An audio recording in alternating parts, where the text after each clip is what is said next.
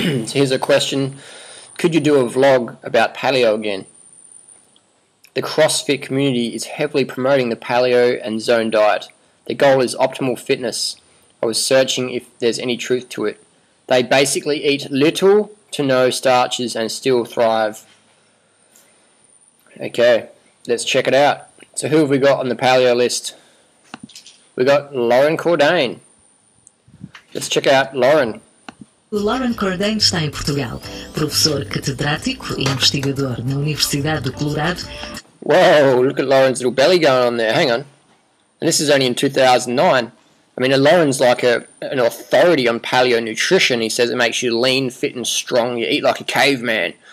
Well, looks like Lauren's belt is holding his pants up because maybe you should tuck that stomach in a bit more so people like me won't ridicule him. But again, this Lauren's, I'm sure he's a nice guy.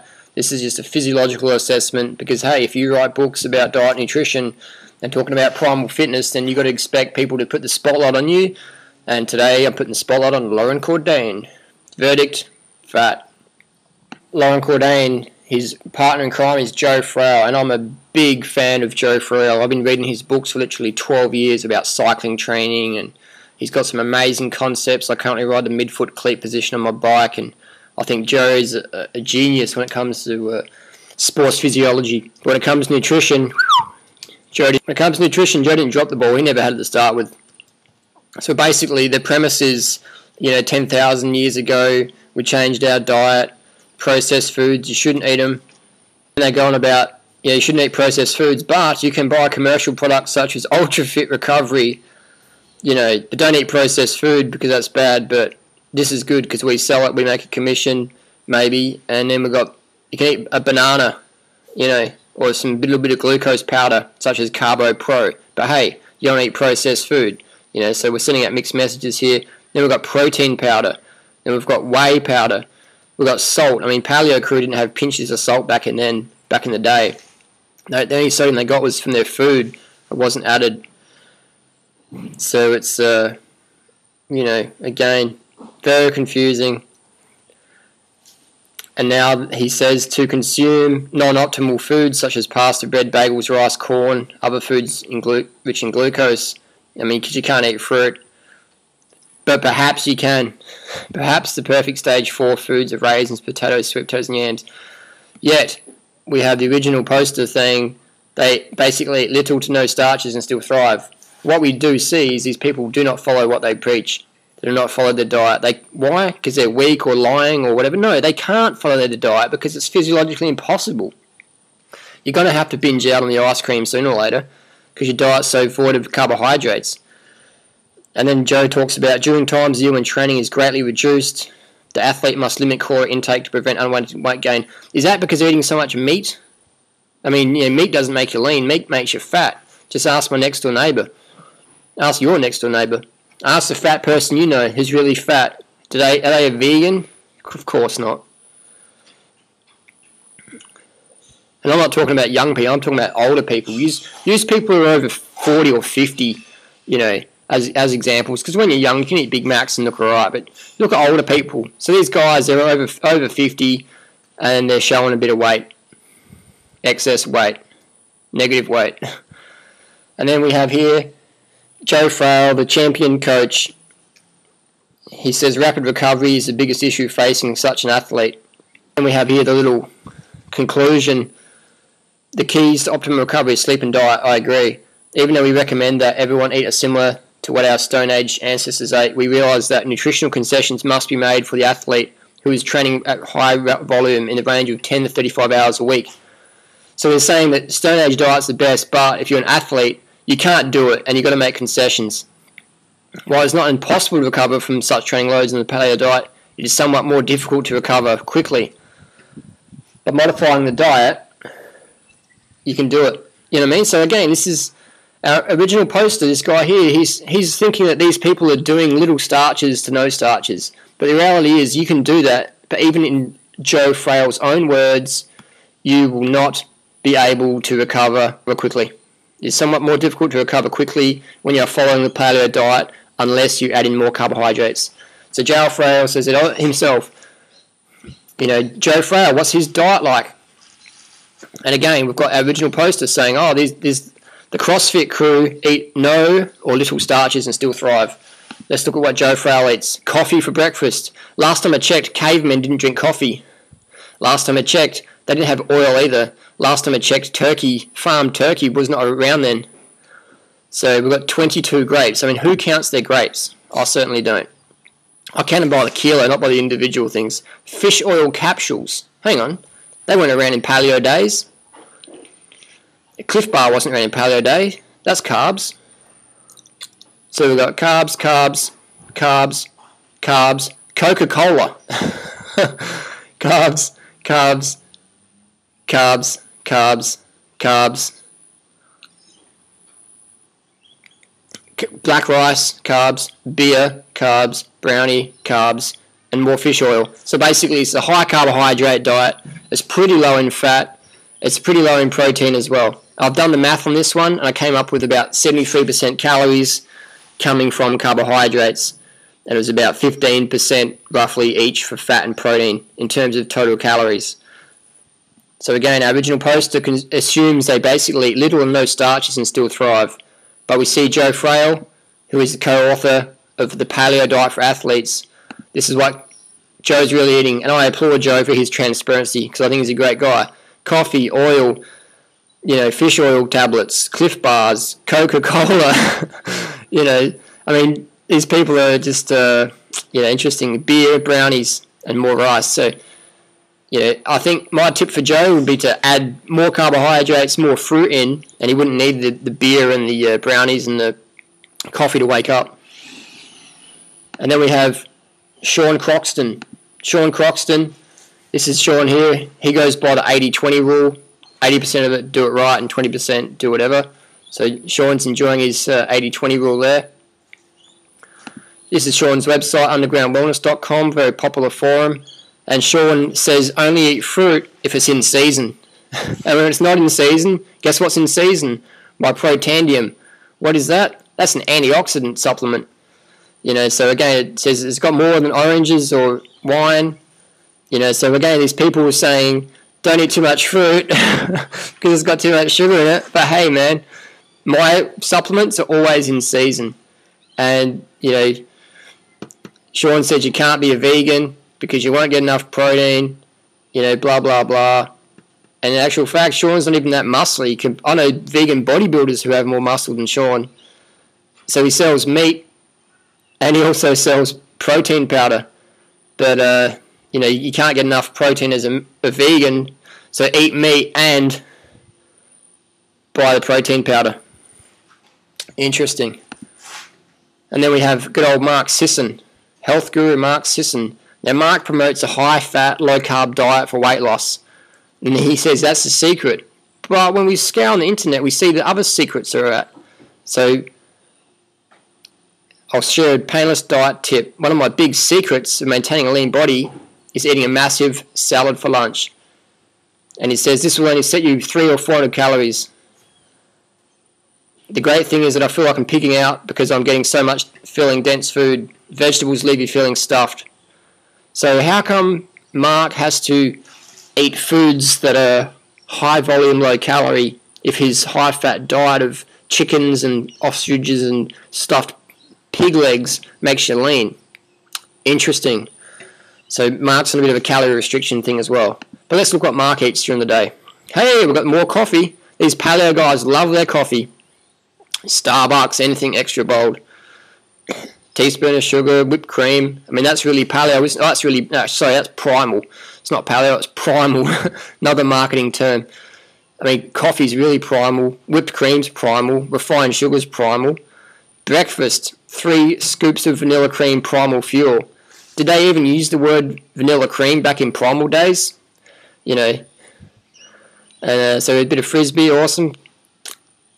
And lunch, eggs, macadamia nuts. So Mark's following a pretty low carb, high fat diet here. Big cup of coffee again. I'd need a big cup of coffee too if I was eating that low carb. Handful of cherries. Handful of cherries. This is how fruit phobic these guys are. But, you know, a glass of Cabernet, that's okay. More chocolate, primal fuel, because that's really primal. That's what they had back in the day, wasn't it? Caveman days. And Sonoma Cura, they had that in this. They had butter in the paleo days, didn't they?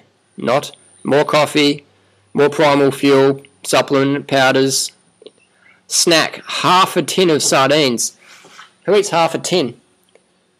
You know, I think if you're going to eat a tin of cat food, you may as well eat the whole thing.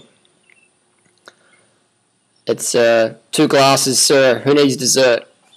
Sounds like Mark's getting hungry for some sweets there. Admit that I picked at a few potatoes too. Again, our original poster thinks they basically eat no or little starches and still thrive. So what we're seeing is we're just seeing people who are running on stimulants and having, you know, bit of alcohol and coffee and potatoes on the side, you know. Interesting. So I hope that makes sense. Back to Joe Frail. I love Joe's Frails. He says, by the way, it's alright to cheat on your diet. In fact, you should. Having a small dessert after a meal will not have any negative consequences for performance and may do wonders for your peace of mind. My favourite is gourmet double chocolate cookies. On days that I work out, I'll have 1 or 2 of them for dessert after dinner. Having an occasional baked potato or infrequent pasta side dish is okay. What we're trying to avoid in the base period is diet dependent on moderate to high glycemic carbohydrate foods while emphasising fat. I mean, you know, Joe Frail is normally so objective, but here he's really subjective. I mean, most fruit is low to moderate. You know, you can get a lot of grains, a lot of moderate. He never talks about how many calories you should eat, but then when he does, again, like I said before, he says, actually, this diet will not give you quick recovery and you must modify it.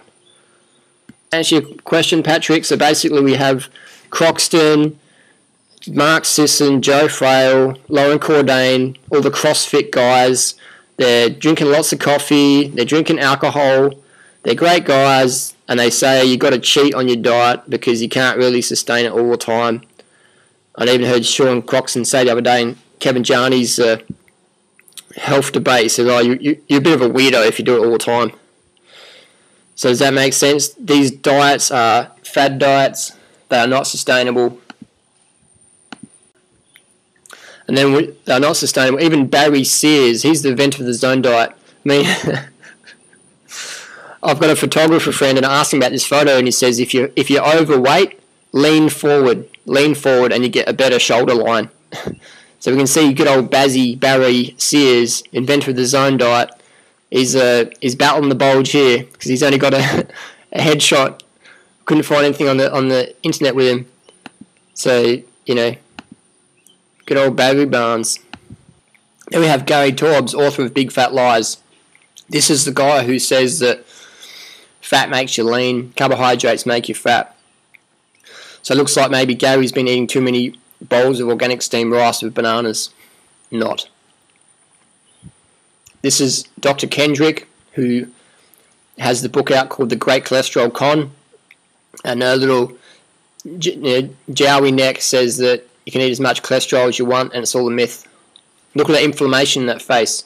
And what's this person eating here? Are they eating bananas and rice? Or is it, looks like cow and chicken? And she actually eats a lot of bananas, that's why she's overweight. And these are the guys who make...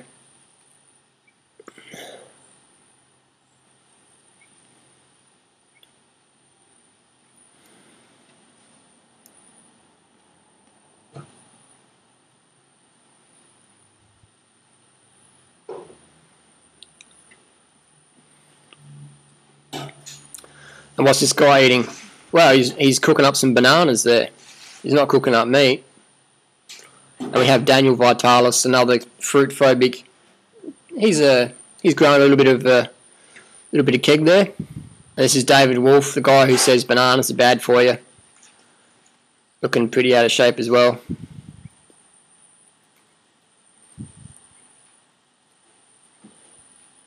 And then we have Sally Fallon, author, president of the Western Price Foundation, says that you should be eating lots of animal fat. But we can see Sally's quite out of shape there, and someone's photoshopped my face and Fairley's face on there.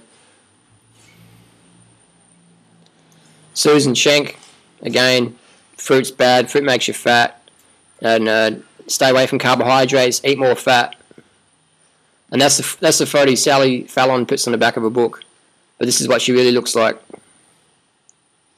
Big difference. Richard Johnson, another person who says fruit makes you fat, it's too much sugar. Dave Wolf, looking a bit pudgy there, brother. Fruit's bad, don't eat bananas, got chocolate. This is a guy that's into raw foods, meat style, says fruit's bad.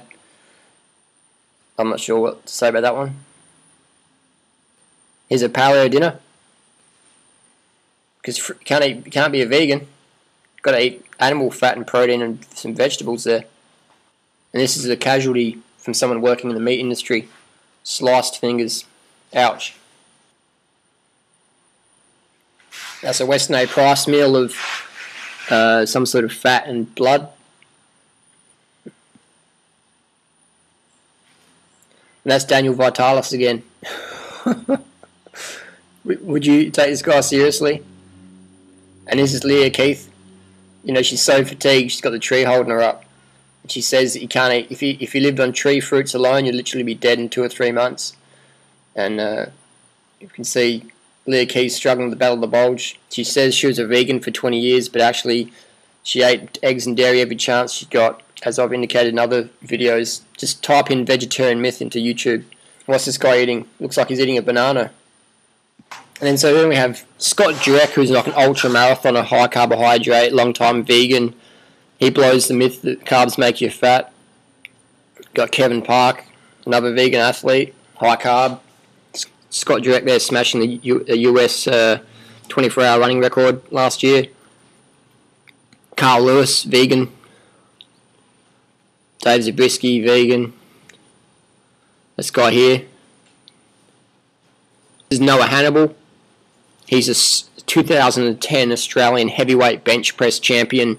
So he could outlift Sean Croxton, Mark Sisson, Paul Chek, all those guys, man. He's been a vegan for 17 years. So that's interesting. Rob Bigwood. He's a character. He's an arm wrestler. Don't steal his tofu burger.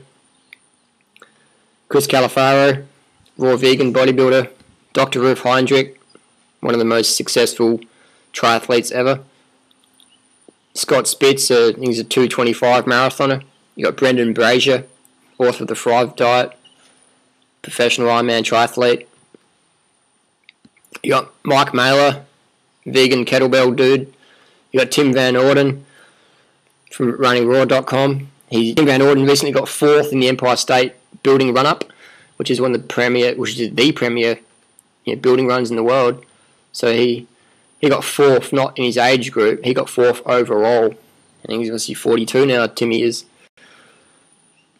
Got an Israeli vegan bodybuilder, Ayel. Nathaniel Jackson. Another German bodybuilder. You got Mike Arnstein, 228, Boston. You got Six Pack Seb from California. You got Doug Graham here. So Doug Graham, like a lot of people say, oh, you guys are young, you guys run marathons, blah, blah, blah. Okay, fair enough. Here we go, we've got Doug Graham. So he's up there with Joe Frail and Lauren Cordain and Mark Sisson and all those guys in terms of age. But look at him, man. He's in the best shape. And I can guarantee you he's not taking human growth hormone. He's not taking steroids. He's not taking Dynabol. He's not having plastic surgery on his mouth. This is Doug, man. Doug Graham. The dude that eats the most fruits and veggies out of anyone in the world. So if anyone says that fruit makes you fat or whatever, or fruit makes you emaciated or whatever, just look at Doug. If someone says fruit rots your teeth, Doug's got all his teeth in, man. So there's some examples there for you. So judge by results versus theory. And whenever someone's got some little plastic gimmicky bullshit to sell you, maybe just question them for a bit and say, can I do this diet without buying your stuff? And if I can't, maybe it's just not as paleo or as primal as you think.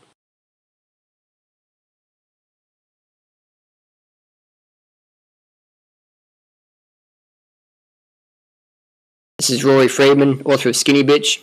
This is Mac Danzig, who is a current UFC fighter and a vegan. This is Freely when she was on a primal diet, paleo diet, Macola style thing, metabolic typing. And this is her now. Vegan, raw. This is Joel Kakillis, vegan bodybuilder in Melbourne. His website is veganstrength.org. And we have Robert Cheek's book, Vegan Bodybuilding and Fitness. So anyone who says you can't build size and healthy strength as a vegan, you know, there you go. Then we have Kenneth Williams, another vegan bodybuilder. And we have Giacomo Machis, another vegan, raw vegan bodybuilder. End of story. Judge by results, not by theory. The CrossFit crew got some good training tips, but when it comes to nutrition, man, those crew wouldn't have a clue because they're cheating on their diets, they're using stimulants, they're just confused as, and they say vegan is dogma. I'll tell you what dogma is. Dogma means opinion. Dogma is a Latin word for opinion. So here we have pastured chicken slaughter. Now this is an organic, local, sustainable, compassionate, humane way of producing chicken meat for all you people out there who do your CrossFit, paleo, primal, fad diets. I'd like to see you guys do this. Alright, we're recording. Lob around the wings and cradle it.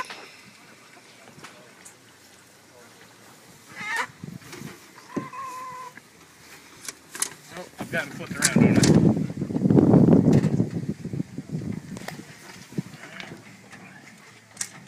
Do I need to roll it around? Oh, that's alright. I mean, it's all right. Bloody.